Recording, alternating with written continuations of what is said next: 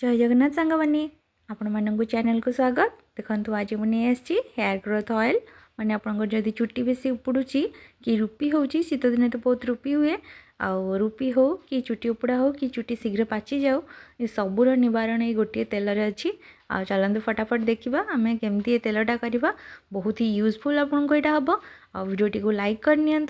Channel को subscribe करनी।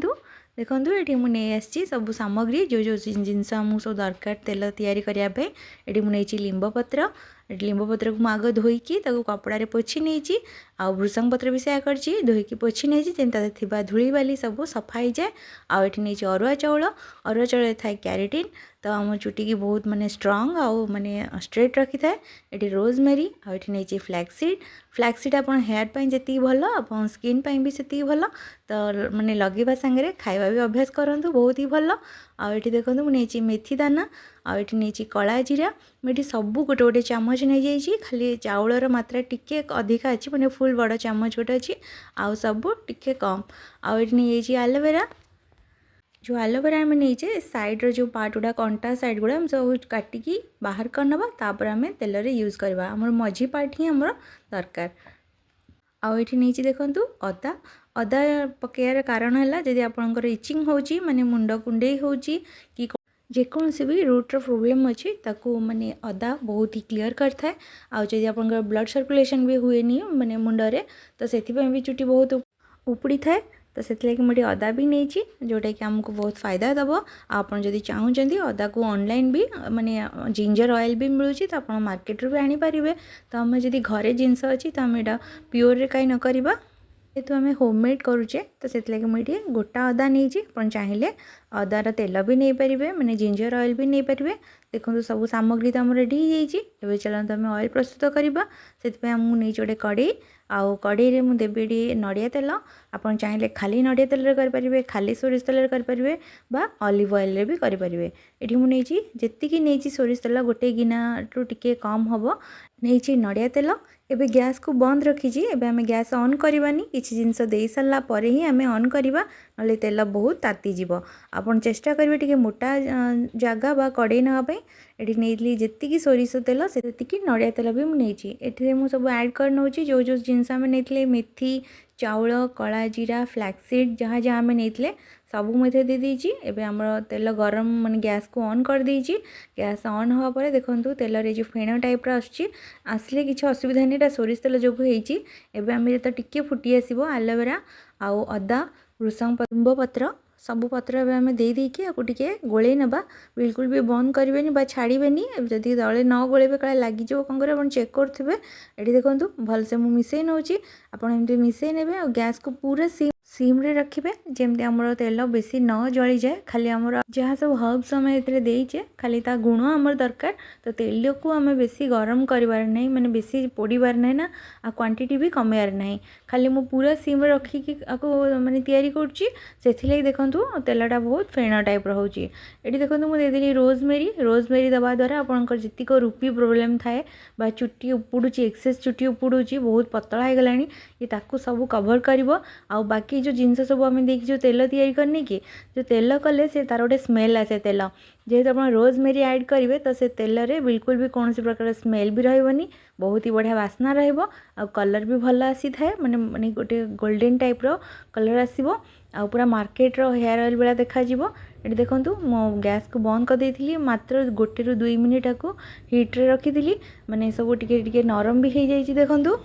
2 ରୁ 3 मिनिट ही आप बसेबे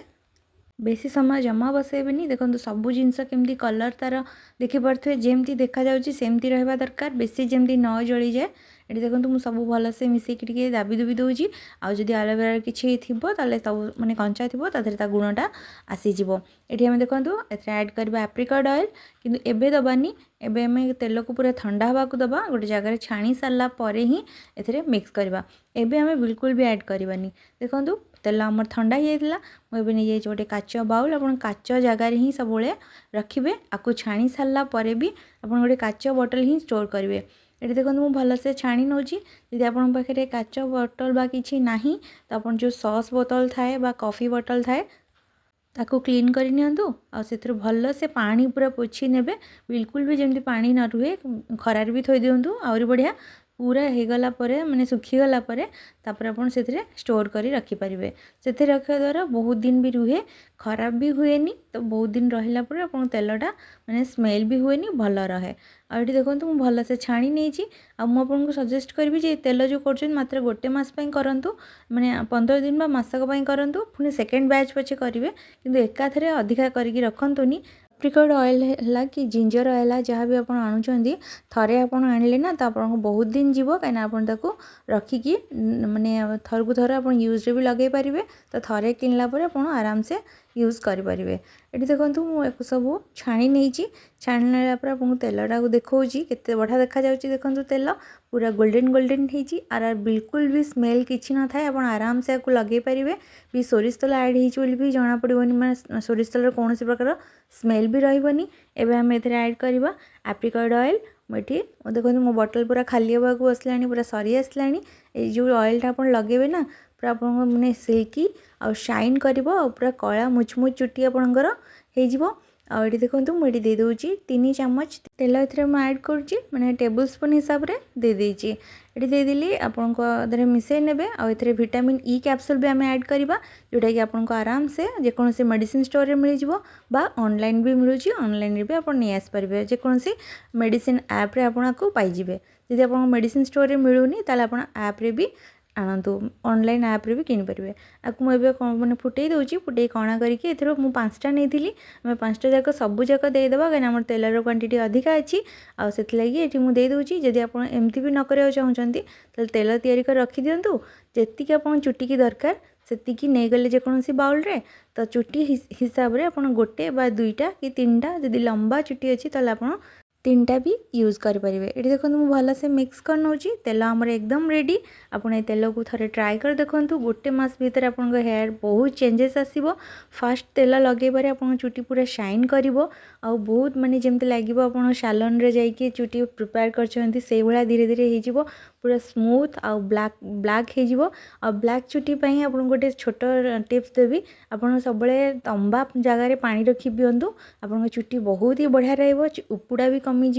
चुटी कला भी बहुत ही बेनिफिट थाए से तंबा पानी यूज करूँ ता सहित तेल भी यूज करूँ ठीक समय खातु ठीक समय शुंतु स्ट्रेस जमा नियंतुनी आ खुशी रे रुहतु देखिए आपन चुटी हो स्किन हो सबू शाइन कर बहुत ही बढ़िया रही को निश्चिंत ट्राए करेंगे केमती लगे मत कमेंट बॉक्स रे निश्चिंत जनइबे। रहुची पुणी देखा गोटे नेक्स्ट वीडियो रे। राधे राधे।